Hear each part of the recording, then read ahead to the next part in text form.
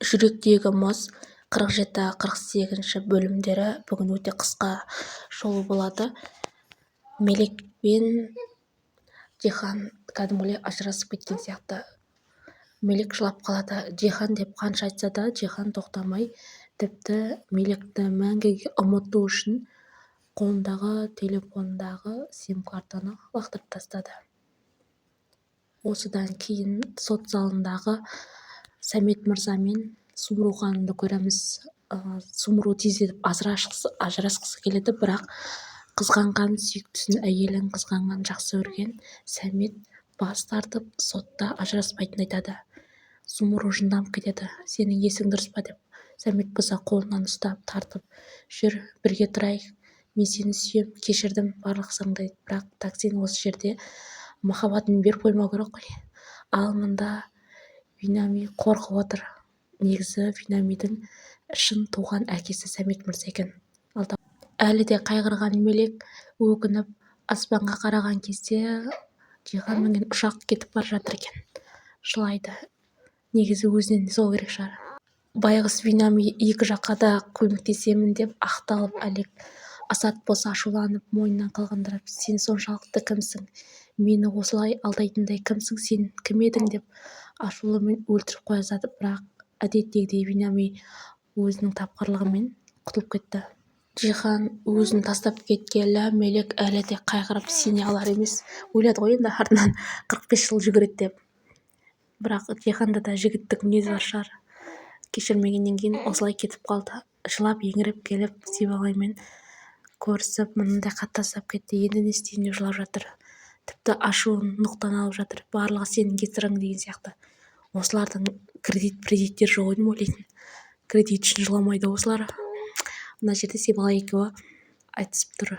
Осылай. Сол Дихан тастап кеткелі үшін деп. Бірақ нұқ шыдамады. Мелек ұрсысады. Барлығы сенің кесірің.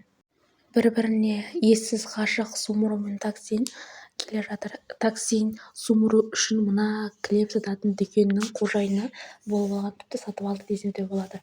Ал оның ішіндегі қызметшілер, көмекшілер Сумруды жек көреді. Сумру туралы неше түрлі өздегі айтып, ауыздары талғанша. Бірақ Сумру оларды елемеді.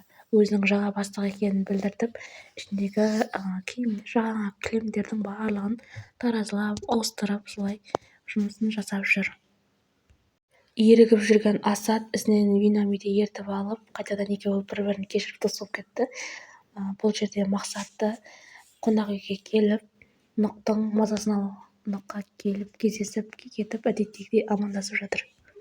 Қызының жағдайын ойлап келген ана Хаямет ханым Сумруға келіп, жұмысын құттықтап, екеуі көңілді әңгімелесіп жатты. Таксин мырзаны Хикмет ханым шақырып алды. Өйткені маңызды әңгіме бар айтатын деді. Ал маңызды Таксинге әлі күнге дейін ғашық, бірақ байлықтан да бас тартқысы келмей. Егер Сумру Сәметпен қосылатын болса, байлықтан ешқандай қол тимей қалатын болғандықтан Таксинге хабарласып Сумру мен Сәметті қалай болса да ажырастыру жоспарын айтып жатыр.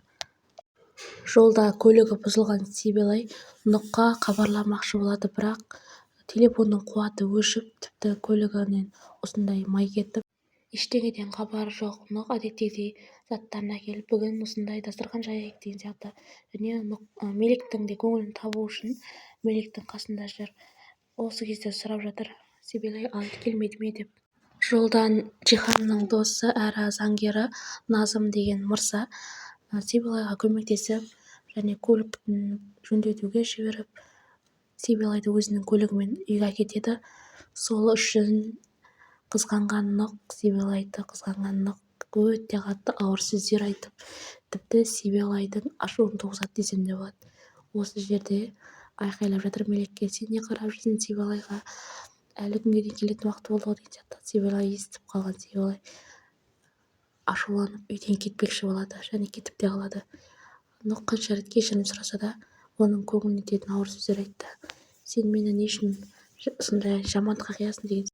Асат пен Эсма осылай тығылып кездесіп, бір-бірін сағынысқанын айтып, махаббаттары от болып лаулап жанып жүрген кезде Сәмет мырза Сумрудың артынан қуамын деп осылай аварияға ұшырайды.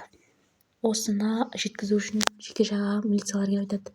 Барлығы шок болып жатады. Не дейді, не жағдай, қалай болғаны, біреу істеді ме деген сияқты. Ал мына шуды естіген Азат тезірек жетуге тырысады. Яғни әкесінің апатқа ұшырағанын естіп шошып кетеді. Жалғасы бар. Келесі бөлімде айтамын қалған.